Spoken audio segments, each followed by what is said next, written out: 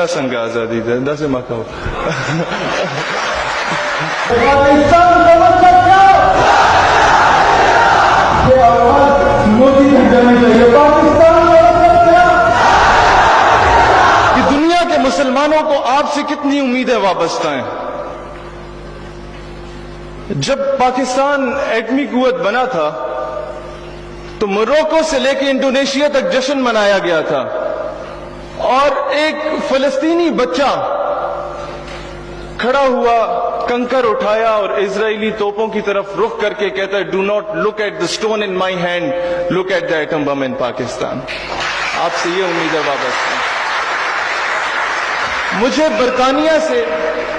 برطانیہ سے ایک پاکستانی کی کال آتی ہے کہ جب 28 مئی کا دن گزرا, یوم تکبیر گزرا, تو ایک پیلسٹائن سویٹس کے نام سے ایک دکان تھی ایک فلسطینی کی ایک مسجد کے ساتھ, تو اس نے اعلان کیا, جیسی جماعت ختم ہوتی ہے تو وہ اعلان کرتا ہے, یار دا سنگ آزادی دا سے ماں کہو وہ اعلان کرتا ہے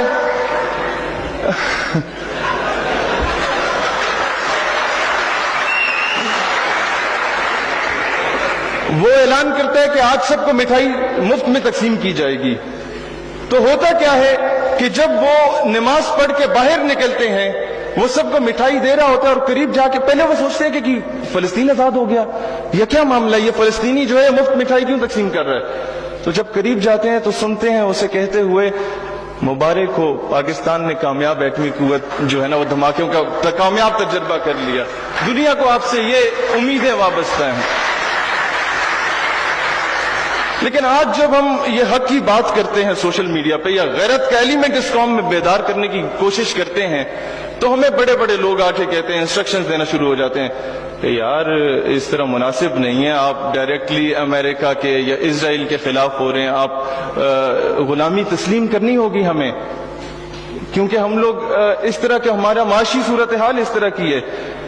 تو میں نے کہا وہ پشتوں کی بڑی مشہور مثال ہے, غریب کو پیدا شوے خو بغیرتا چا کڑے.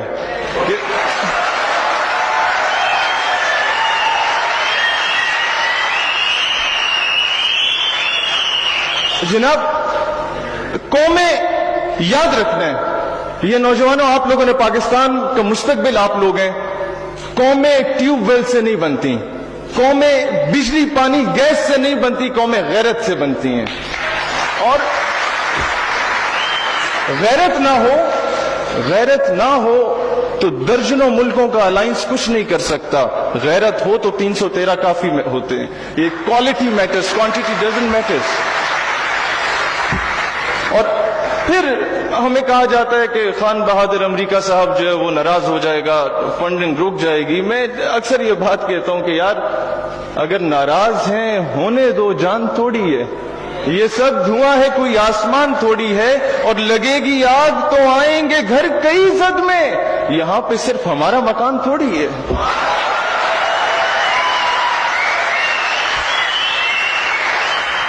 آج تعلیمی نصاب کی جو میں بات کرتا ہوں یہ کیوں امپورٹنٹ ہے, افریدی صاحب اس بات کو بہتر جانتے ہوں گے. آج سے 30 سال پہلے ہمارے بڑوں کو بتا دیا جاتا کہ محمد بن قاسم ایک بہن کی آواز پر آیا اور اس نے سندھ کو فتح کیا, تو آج کشمیر, برما اور فلسطین کی بہنیں خط لکھنے کے بعد مایوسی کا شکار نہ ہوتی. آج سے 30 سال پہلے ختم نبوت کی حساسیت اور اس کی امپورٹنس کے بارے میں ہمارے بڑوں کو بتا دیا جاتا, تو آج اسمبلی میں بیٹھ کے کوئی کمزرف, کوئی بدبخت ختم نبوت کے حلف نامے میں ترمیم کی جسارت نہ کرتا. یہ باور کرانی ہے. آج جو تحریک چلی ہے نا جناب, اگر وقت پہ نقیب اللہ محسود کے قاتلوں کو کیفر کردار تک پہنچایا جاتا تو یہ نوبت نہ آتی. جب پہلا ڈرون اٹیک فاٹا پہ کیا گیا تو فوراً نیٹو کی سپلائی کو روک دیا جاتا, ان کے کنٹینرز کو جلا دیا جاتا, تو ہم بغیرت نہ ہوتے.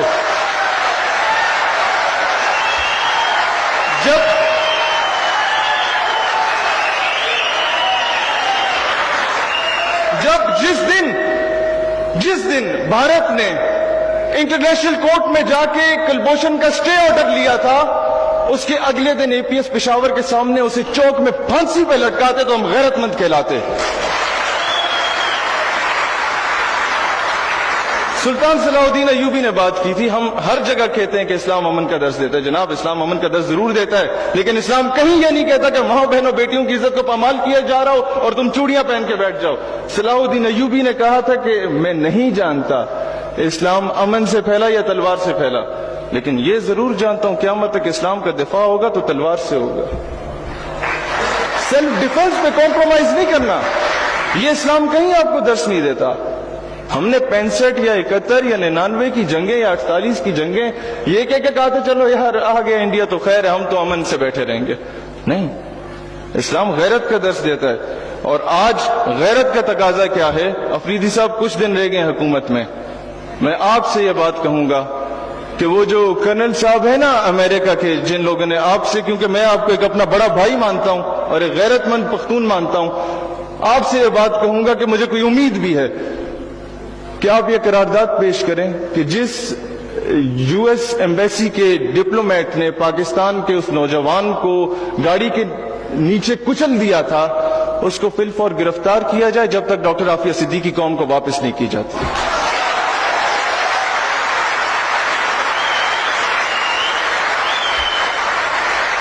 دیکھیں, اگر آپ کو اپنی فورن پالیسی کا اتنا خیال ہے نا, تو میں نہیں کہتا کہ آپ دشمنی پال لیں. آپ امریکہ کو, انڈیا کو, دیگر مغربی ممالک کو بھائی بنائیں, باپ نہ بنائیں.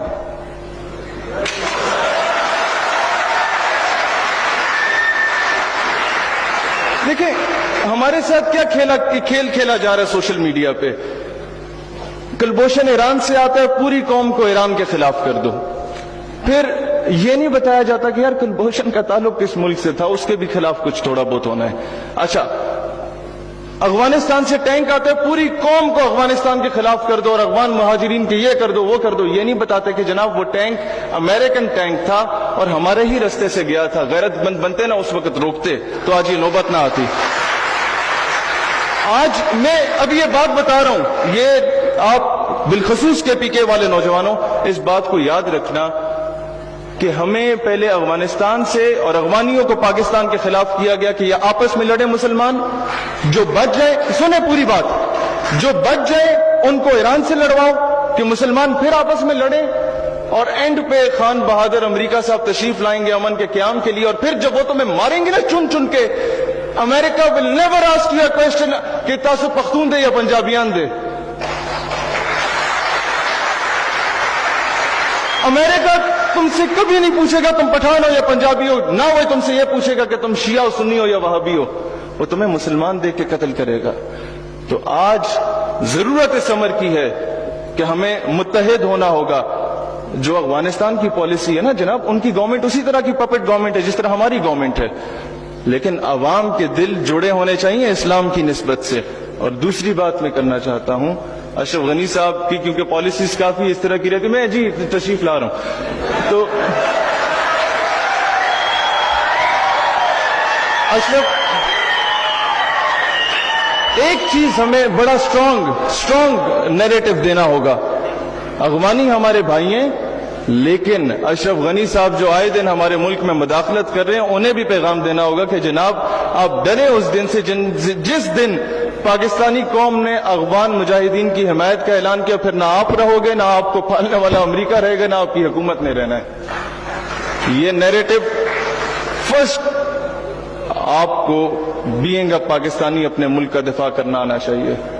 اور پھر اس کے بعد میں آخری بات کرنا چاہوں گا جناب, ایک لطیفہ ہے, اگر اسے سمجھ لیا نا آنے والی نسلیں سنور جائیں گی, لیکن غور سے, پرچی بھی نہیں آنی چاہیے. وہ لطیفہ کیا ہے, مجھے ایک جلسے میں بلایا گیا نا, میں ویسے یہ لطیفہ نہیں ہے, یہ ویسے بتا رہا ہوں. جلسے میں بلایا گیا, پہلے انہوں نے کہا یار جو اسکرپٹ دیا تھا وہ تو یہ بول نہیں رہا.